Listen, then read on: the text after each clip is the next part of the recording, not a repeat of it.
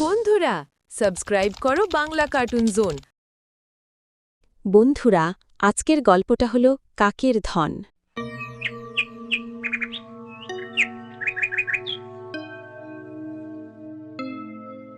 অনেক অনেক দিন আগের কথা। এক গরিব কাঠুরে প্রতিদিন জঙ্গলে গিয়ে কাঠ কেটে জীবিকা নির্বাহ করত, কিন্তু সে ছিল সৎ কার পরিশ্রমী।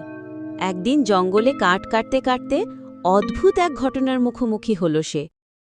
আহ আজ কিছুতেই ভালো কাঠ জুটছে না। পেটের ভাত জোগাড় করাই কষ্ট হয়ে যাচ্ছে। হে কাঠুরে, মন খারাপ করো না। কে কে কথা বলছে?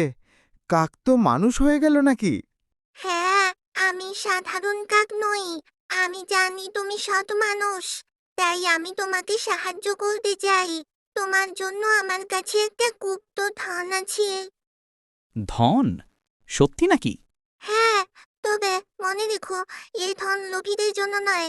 যদি অন্যের ভালোতে কাজে লাগাও, তবে তুমিই হবে আসল ধনী। কাক ডানা ঝাপটে সামনে উড়ে যেতে থাকে। কাঠুরেও কাকটির পিছু নিয়ে যেতে থাকে। খানিকটা দূরে যাওয়ার পর জঙ্গলের গভীরে এক বড় গাছ দেখা যায়।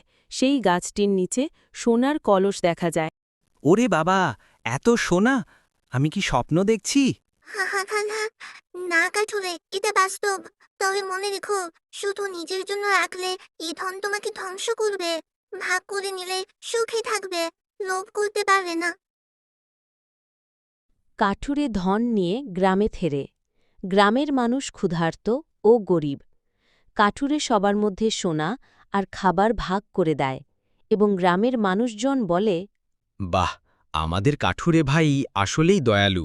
আজ থেকে আমরা অভাবের কষ্টে থাকব না।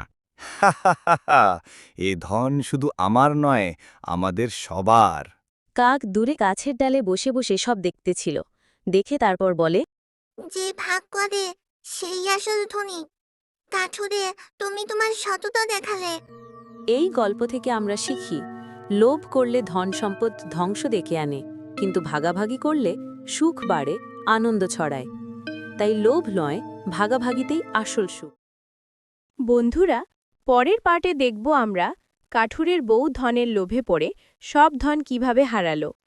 পরের পার্টের জন্য সাবস্ক্রাইব করে সাথেই থাকো।